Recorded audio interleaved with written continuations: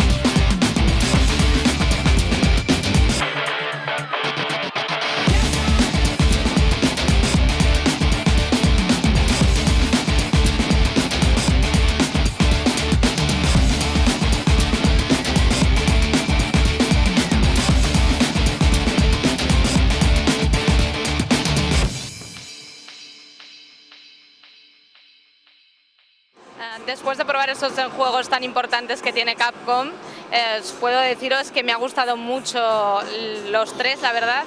Tanto Devil May Cry, que para mí ha sido una sorpresa porque después de tanto cambio, la polémica del cambio de Dante lo han apañado muy bien y es un juego que luce muy bien y que tiene un montón de ataques y es muy chulo. Tanto Los Planet 3 como Resident Evil 6 han resultado ser dos juegos de acción muy buenos con los que nos vamos a divertir dando tortas y disparando a cascoporro. Así que estas han sido las impresiones y vamos a seguir con la feria.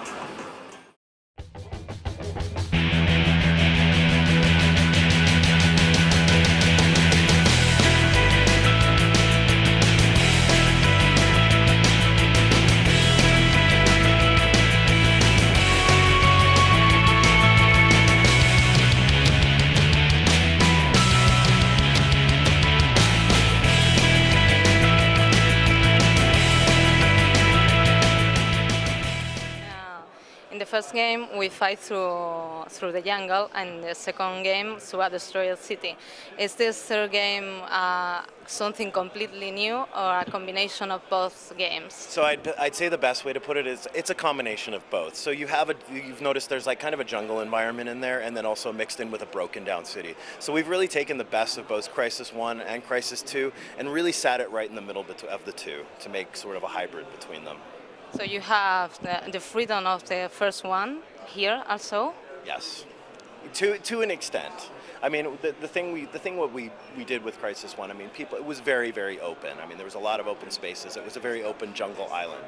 So in this one, we found that there's a lot of challenges in creating a very open environment like that, and the fact that it's devoid of a lot of things in it. So, and then in Crisis 2, using the urban grid, it was very corridor-like, a lot of vertical space to move around, but still you were kept on a path and the action was always there. So we wanted to find something that was a happy medium between the two, and that's where we were at with Crisis 3. Could you tell us a little bit about the new NanoSuite modes or functions? So for the multiplayer side, we've made a whole host of changes, and I'd say that one of the biggest ones we've done is really decoupling the armor, the cloak, and the speed modes. So the speed mode no longer has any kind of energy tied to it, and as with the multiplayer mode, we have the cloak and the armor that's actually tied to a single bar. But in multiplayer, we've switched it over to make it a little bit easier for people to manage their energy in having the armor have its own bar and having the cloak have its own bar as well, and then speed is completely independent of that, so you can persistently run the whole time. Okay, about the graphics, this game will be, you see it okay in PC and in PlayStation 3 and Xbox, so you will see the difference in the graphics. I mean, you're definitely gonna see the difference in the graphics. We're gonna be doing some things on the consoles that people are gonna be like, wow, how did they do that? And then you're gonna see on the PC where people who want to upgrade their hardware and really take the graphics to a next level, they're gonna be able to achieve that on the PC. So you have to have a high-end PC to see it on his best. That's not necessarily true. For those, so we're not at a stage yet where we've really balanced out what the system requirements are going to be at this point. But I mean, they're going. We don't want to cap everybody off and say, oh, well, you need to have the best hardware that's possibly out there at the current time to play this game. You're going to have adjustments you can make on all of the stuff to bring those graphics down to a level that's maybe comfortable for your PC and maybe not comfortable for others. But for those that want to really push the game graphically to its maximum, you're going to be able to take full advantage of that if you choose to do so. Could you tell us a bit about the multiplayer for the ones who hadn't played it, like this hunter mode? Right, so the Hunter mode is the one that we're showcasing here at Gamescom, and this mode it's more like a zombie viral hunter predator. It's got like a mix of a lot of different things. So you start off with two hunters in a match, and then everybody else plays troopers. So it's really important that the troopers stick together and really work as a team. Maybe not as a massive team, but smaller groups seems to work out really well. So communication is a must. So for every time a hunter takes out a trooper, they turn into a hunter on their next respawn. So it slowly grows and grows and grows to the point where you're surrounded by hunters and you're the last trooper left. And the guy who's the last guy left, if it ends up in that case where he doesn't get killed, ends up getting a nice little bonus XP badge for getting to that point. So it's I think the best way and the best word to put behind it is the tension in behind that, especially when you're playing the troopers and you're the last guy and you hear that noise of like, oh, the hunters are coming in, can I make it, and the timer's ticking down. So that's really what we wanted to convey. It's like, you know, predator tension, hunter. It's really all in this one package. It's a really fun mode. Yeah, I like it a lot. Yeah. Well, just say that I love the game, and I hope I can play it soon.